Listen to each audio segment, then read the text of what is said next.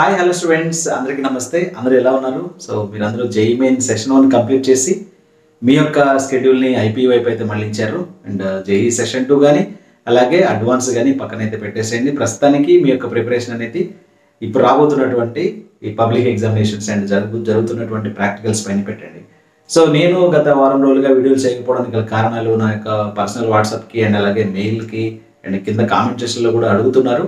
So ఇలాంటి peak టైంలో మీరు వీడియోస్ చేయకపోతే మీకు కష్టమవుతుంది అని చెప్పేసి, నిజానికి ప్రాక్టికల్స్ మొదలైనప్పటి నుంచి సో మనకి తెలంగాణ స్టేట్లో ఫిబ్రవరి 1 నుంచి ప్రాక్టికల్స్ మొదలైనవి. ఫస్ట్ స్పెల్లో నాకు 2 కాలేజెస్కి అయితే ప్రాక్టికల్ ఎగ్జామినర్గా డ్యూటీ అలాట్ అవ్వడం జరిగింది. సో దాన్ని అయితే అటెండ్ అయ్యి ఈరోజు వచ్చాను. అండ్ అలాగే సెకండ్ స్పెల్ రేపటి నుంచి స్టార్ట్ అవుతుంది. ఈ సెకండ్ స్పెల్లో కూడా మళ్ళీ 3 డేస్ అయితే డ్యూటీ అలాట్ అవ్వడం జరిగింది. కాబట్టి కొంత వీడియోస్కి అయితే గ్యాప్ వచ్చింది. సో చిన్న చిన్న షార్ట్స్ రూపంలో చేద్దామని ప్లాన్ చేసుకున్నప్పటికీ కూడా నేను వెళ్ళినటువంటి కాలేజీలో అండ్ ఉన్నటువంటి పరిస్థితుల్లో నాకు అలాంటివి అనుకూలించలేదు. అందుకని వీడియోస్ అయితే చేయలేకపోయాను.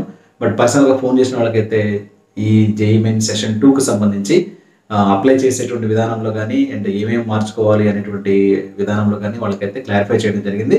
బట్ ఎవరైతే వీడియోస్ ఫాలో అవుతున్నారో వాళ్ళ కోసం అయితే ఈ వీడియో అనమాట. జేఈఈ మెయిన్ సెషన్ 2కి అప్లై చేయాల్సిందే కంపల్సరీగా. సో మీకు సెషన్ 1లో 99, 98 అండ్ 95 అబవ్ పర్సెంటేజ్ వచ్చిన స్టూడెంట్స్ మాత్రమే కొంత రిలాక్స్ అవ్వచ్చు. అది కూడా రిజర్వేషన్ ఉంటేనే. రిజర్వేషన్ లేని స్టూడెంట్స్ అయితే అంటే ఓపెన్ కేటగిరీ స్టూడెంట్స్ 95% వచ్చినా సరే మీరు మళ్ళీ జేఈఈ మెయిన్ సెషన్ 2 అయితే రాయడానికి ప్రయత్నం చేయండి.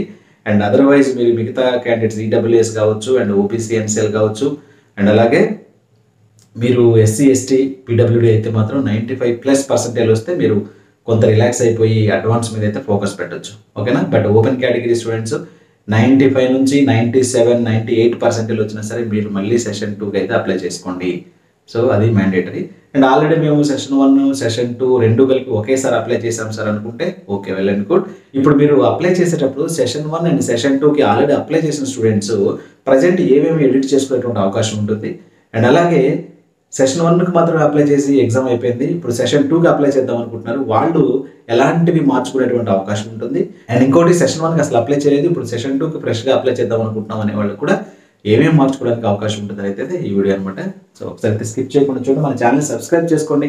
ఇంకొకటి, మన ఛానల్లో వీడియోస్ చేస్తున్నప్పుడు కింద మీ వాయిస్ క్లారిటీగా లేదు అని చెప్పేసి అయితే 1-2 కామెంట్స్ అప్పుడప్పుడు వస్తూ ఉన్నాయి. సో నిజానికి నేను ఈ బోర్డు కొనడానికి 2 lakhs రూపీస్ అయితే ఖర్చు అయింది.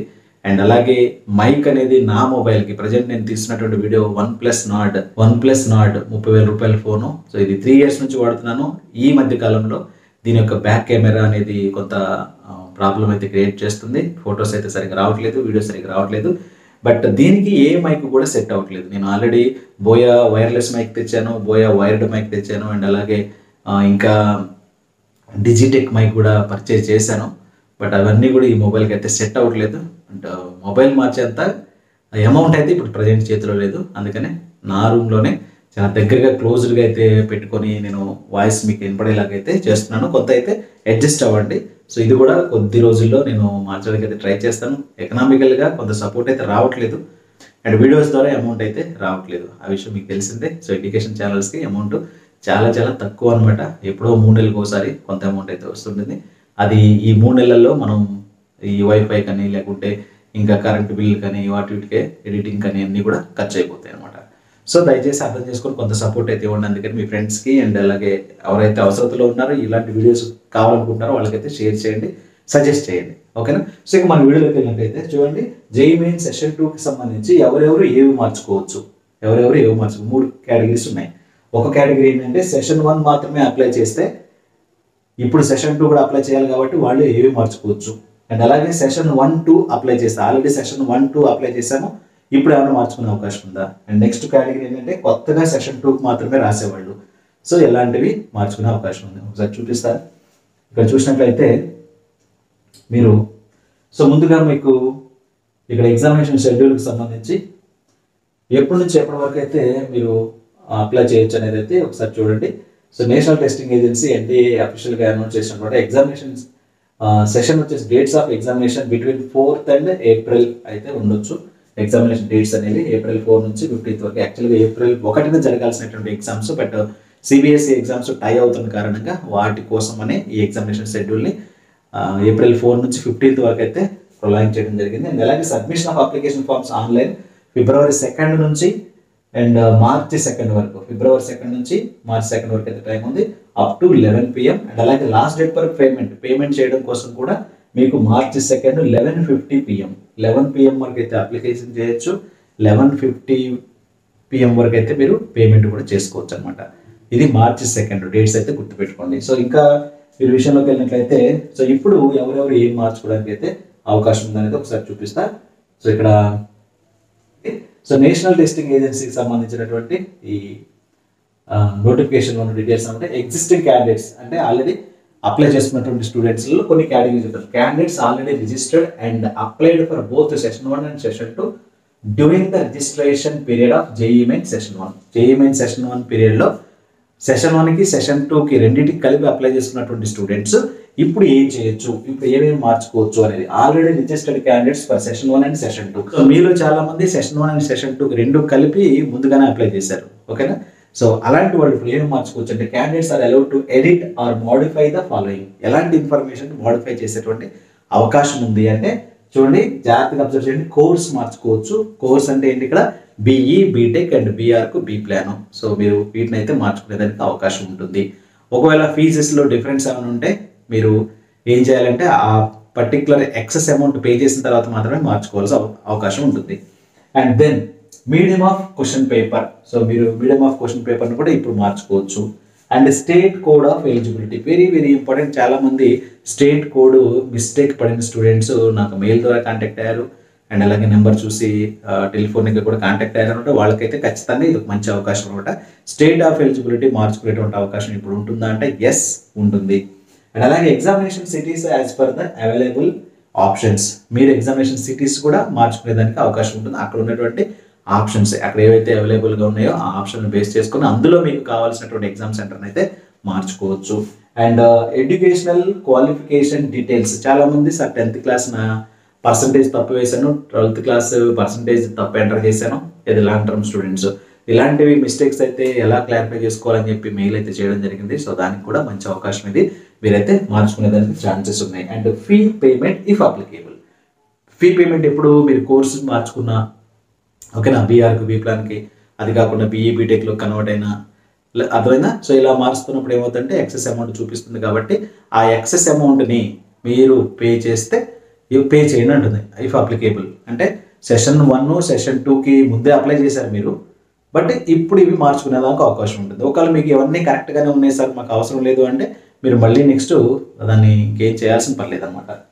అండ్ ఇక్కడ note, correction in these fields will be applicable only after payment of additional fee.